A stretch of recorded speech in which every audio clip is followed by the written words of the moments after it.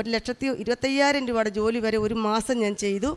അത്ര നല്ലതായിട്ട് ഞാൻ ചെയ്തു. എൻ്റെ വിസയുടെ കാലാവധി 2021 മാർച്ച് 12 തീരുമായിരുന്നു. പക്ഷേ എൻ്റെ വീട്ടിലെ അതുപോലത്തെ എൻ്റെ വീട്ടിൽ പുള്ളിക്കാരൻ മദ്യപിക്കുന്നതാണ്. എൻ്റെ 2 ആമക്കളുണ്ട്, അമ്മയമ്മയുണ്ട്. എനിക്ക് വീട്ടിലെ ബുദ്ധിമുട്ടുകൾ കാരണം എനിക്ക് കടം തീരുന്നതിന് മുമ്പ് എനിക്ക് തിരിച്ച് പോരേണ്ടി വന്നു. എങ്കിലും എനിക്ക് എന്നെ കയ്യിൽ ഒതുങ്ങുന്ന രീതിയിലാക്കിയിട്ടാണ് എന്നെ അമ്മ നാട്ടിലെത്തിച്ചത്. അപ്പോൾ അവിടെ നിൽക്കുമ്പോഴേ ഞാൻ പറയുമായിരുന്നു, അമ്മയെ ഞാൻ നാട്ടിൽ വന്നാൽ എൻ്റെ അമ്മയെ കണ്ടിട്ടേ ഞാൻ എൻ്റെ വീടിൻ്റെ പടി ചവിട്ടുന്നു. ഞാൻ ക്വാറൻറ്റൈൻ ആയിരുന്നു കാരണം എൻ്റെ പന്തളത്ത് എൻ്റെ സ്വന്തം വീട്ടിലായിരുന്നു. അവിടെ നിന്ന് 7 ദിവസം കഴിഞ്ഞ് ഞാൻ ഇവിടെ മെഡിക്കൽ റിപ്പോർട്ട് കിട്ടിയതിന് ശേഷം ഇവിടെ വന്ന് എൻ്റെ അമ്മയെ കണ്ട് അമ്മയുടെ അനുവാദം മേടിച്ച് അമ്മയുടെ എല്ലാ നേർച്ച വസ്തുക്കളുമായിട്ടാണ് ഞാൻ എൻ്റെ വീട്ടിൽ ചെന്ന് കയറുന്നത്. പിന്നെ അവിടെ മുതൽ എനിക്ക് പിന്നെ പുറമോട്ട് തിരിഞ്ഞ് നോക്കേണ്ട ഒരവസ്ഥ വന്നിട്ടേ ഇല്ല.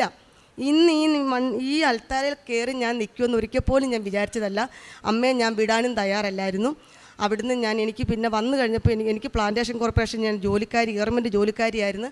അത് ഞാൻ റിസൈൻ ചെയ്തിട്ട് കടബാധ്യത സഹിക്കാൻ വയ്യാത്തത് കാരണം ഞാൻ റിസൈൻ ചെയ്ത് ആ പൈസ പോലും മേടിക്കാതാണ് ഞാൻ ഗൾഫിൽ പോകുന്നത്.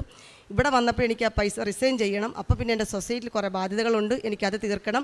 അതിനും എനിക്കൊരു 75,000 രൂപ വേണം. എൻ്റെ കയ്യിൽ ഒരു വഴിയില്ലായിരുന്നു. പക്ഷേ എങ്കിൽ അവിടെ എൻ്റെ അമ്മ കാത്തു. എനിക്ക് ഒരാഴ്ച കൊണ്ട് എനിക്ക് പ്ലാന്റേഷനിലെ പിസിക്കയിലെ ബാധ്യതകൾ മൊത്തവും തീർത്ത് അവിടുന്ന് എനിക്ക് 2.5 ലക്ഷം രൂപ എനിക്ക് കിട്ടി. അതും കൊണ്ട് ബാങ്കിലടച്ചു.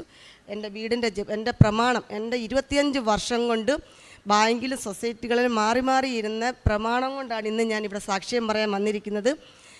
ഞാൻ 4-ാമത്തെ ഉടമ്പടി ഇന്ന് വന്ന് പുതുക്കി.